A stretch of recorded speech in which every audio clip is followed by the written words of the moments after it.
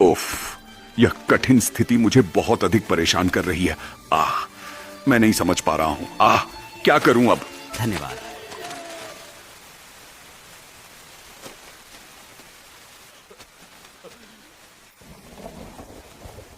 उस आदमी का नाम सुनवू था। बुरे सपने से मुक्त होने के बाद सुनवू ने रक्त ऋण चुकाने का संकल्प लिया। कहानी की शुरुआत तब होती है जब सुनवू बॉस श्रीकांग के 7 वर्षों में बेहद सुव्यवस्थित तरीके से संभालते वफादार अधीनस्थ थे। एक बार कुछ गुंडे बंद समय में रेस्तरां में समस्या पैदा करने से इनकार न किए। सुनवू है शांतचित्त होकर ठंडे चेहरे के साथ धीरे धीरे कमरे में प्रवेश किया। फिर से गड़बड़ हो गई। काम खत्म होने के बाद सुनवू अपने बॉस के पास रिपोर्ट करने लौटे। उन्हें श्रीकांग से प्रशंसा और चेतावनी दोनों प्राप्त हुई। स्वर में सुनवू ने चाहे 100 कार्य अच्छे से किए हों, अगर उसने बस छोटी गलती की तो श्रीकांग सब कुछ ले जाएंगे। सुनवू की जान भी अपवाद नहीं थी। फिर श्रीकांग ने सुनवू को नया महत्वपूर्ण कार्य दिया। हाल में उन्होंने देखा कि उनके प्रेमी में संदिग्ध संकेत हैं, इसलिए वे सुनवू से प्रेम जीवन की गुप्त निगरानी चाहते हैं, यह जानने के लिए कि वह दूसरे आदमी से मिल रही थी। अगर सच था तो सुनवू को तुरंत निपटना चाहिए था। उसने सावधानी से मिस्टर कैंग के आदेश पालन किए। योजना के अनुसार हिसू के घर उपहार लाया। उसके शरीर के हर वक्र ने सुनवू को उस पर एक पल भी नजर नहीं हटाने दिया। लेकिन यह बॉस की महिला थी, इसलिए सुनवू ने आगे सोचना हिम्मत नहीं की। अपने काम को खत्म करने के बाद उसने तुरंत विदाई लेने के लिए एक बहाना बनाया। लेकिन सच्चाई यह थी कि सुनवू बिना पता चले सुविधा से निगरानी करने के लिए बाहर गया था।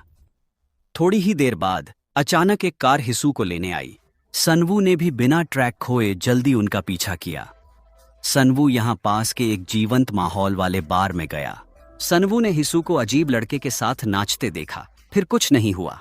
रात में उसने उनका पीछा किया, लेकिन लड़का हिसू को गेट छोड़ गया। यह सोचकर सुनवू ने माना कि वह और हिसू सिर्फ दोस्त हैं। अगले सुबह मिस्टर कैंग के निर्देश पर उसने हिसू को अच्छा खाना खाने बाहर ले गई। सुनवू ने निर्धारित कार्यक्रम अनुसार उसे वायोला कक्षा में ले गए। दरवाजे से घूरा। हिसू ने उत्सुक देखा। यह भी पहली बार था जब सुनवू ने एक लड़की को अत्यधिक भावनाओं के साथ देखा। वायोला की मधुर और आकर्षक ध्वनियों ने सुनवू का दिल धड़काने पर मजबूर कर दिया। अचानक कुछ बुरा हुआ। वे गुंडे जिन्हें सुनवू ने पीटा था प्रतिद्वंद्वी गैंग के थे और बदला लेने के लिए मिलने आए। अगर सुनवू माफी मान लेते तो सब खत्म हो जाता, लेकिन उनके जिद्दी स्वभाव के कारण स्थिति और भी बिगड़ गई। उसकी वजह से सुनवू नफरत के पात्र बन गया। इस बार उसने योजना के अनुसार हिसू लेने वायोला कक्षा में वापसी की। अचानक पिछले दिन का लड़का प्रकट होकर अनजाने में लड़की को सुनवू के पास वापस लाया, जिससे सुनवू रो सके। चुपचाप उन्हें संदेह से पीछा करने और हिसू तथा दूसरे लड़के के एक साथ घर आने से सुनवू और अधिक संदेहास्पद हो गया। तो सुनवू ने बिना झिझक सीधे अंदर घुसपैठ की। निश्चित ही सब कुछ वैसा था जैसा सोचा था। हिसू और वह दूसरा लड़का दोस्तों नहीं थे, वे एक असली जोड़ा थे। धन्यवाद।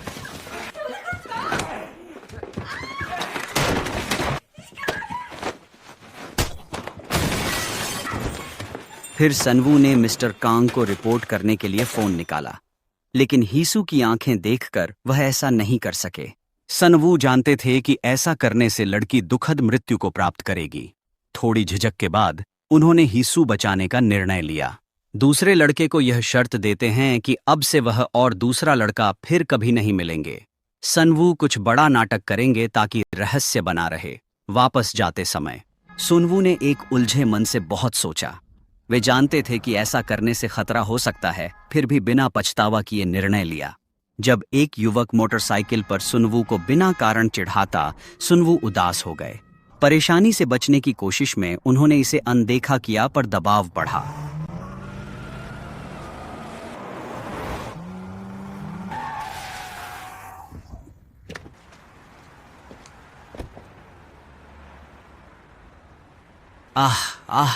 मुझे तुम्हारी बहुत याद आती है।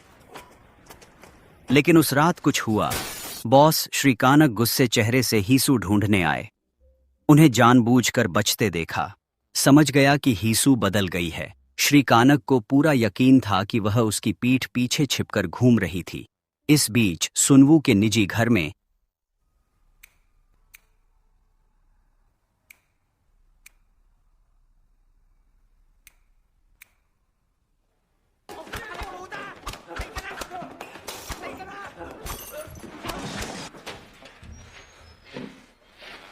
जब वह जागी, सुनवू को बुरी तरह बांधकर हवा में लटका दिया गया था।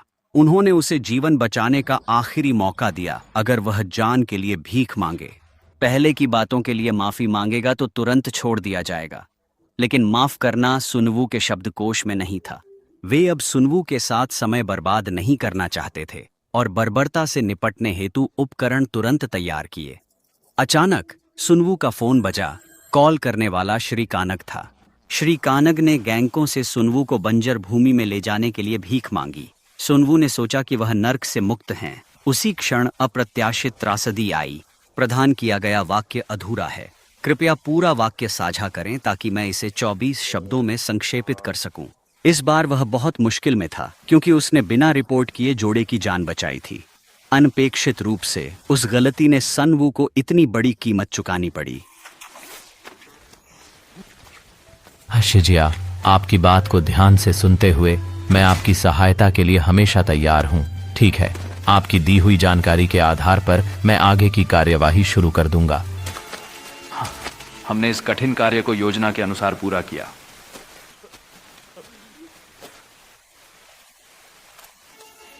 अगर वह सामान्य व्यक्ति होता तो दुःस्वप्न में जीवित नहीं रह पाता, पर उसकी इच्छा स्वर्ग द्वारा सराही गई। सुनवू अभी भी जिद्दी होकर सतह पर आ सका था। उस समय मिस्टर कैंग के अधीनस्थ ने भी पूरे दृश्य को देखा। उसने इच्छा शक्ति की सराहना करके सनवू को सुधार का आखिरी मौका दिया। उसे साफ सफाई और होशियार बनने के लिए बुलाकर संपर्क किया। सुनवू को सिर्फ बॉस को कॉल करके पूरी सच्चाई बतानी थी, ताकि वह बिना अभियोजन के तुरंत रिहा हो सके। लेकिन वह जानता था कि अगर उसने ही सू की भावनाएं स्वीकार की तो न केवल वह मर जाएगा, बल्कि हायसू भी उस दुखद किस्मत को साझा करेगी।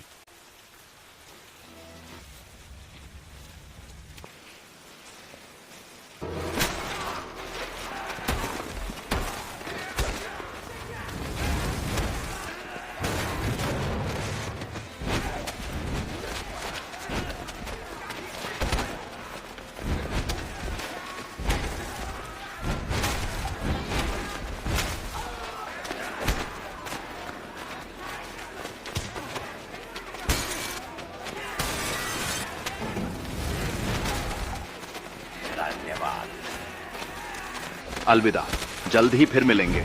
अलविदा।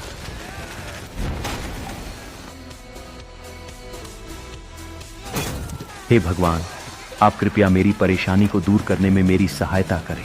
आपकी मदद के लिए मैं धन्यवाद कहता हूं। जब श्री कांग ने यह खबर सुनी तो वे अत्यधिक गुस्से में आ गए। कई वर्षों तक सुन वू के साथ काम करने से उन्हें सुन वू के स्वभाव का पूरा ज्ञान था। रक्त ऋण केवल रक्त से चुकाना पड़ता था। श्री कांग के पास इससे बचने का कोई विकल्प नहीं था। इसलिए उन्होंने अधीनस्थों को सुन वू खोजने भेजा। इस बीच सुन वू ने अपने कनेक्शनों से अवैध हथियार व्यापारियों के पास जाकर कहा कि श्री कांग के मालिक उच्च गुणवत्ता की बंदूकें खरीदना चाहते हैं। समूह के नेता ने आश्चर्यजनक चुनौती दी। दोनों बंदूकों को इकट्ठा करने में मुकाबला करेंगे। अगर सुन वू जीतें तो बिना समस्या के बंदूक बेच देंगे, लेकिन अगर हार गए उन्हें खाली हाथ घर जाने के लिए आमंत्रित किया जाएगा। धन्यवाद।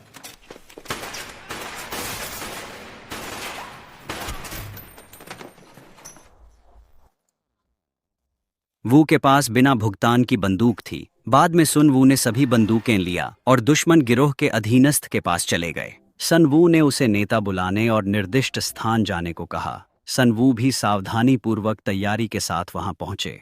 जब उसने उसे देखा, वह हैरान था। उसने नहीं सोचा कि सन वू नर्क से बच सकता, लेकिन चालाक और योजनाबद्ध था। बापरो! सन वू गंभीर रूप से घायल हो गया।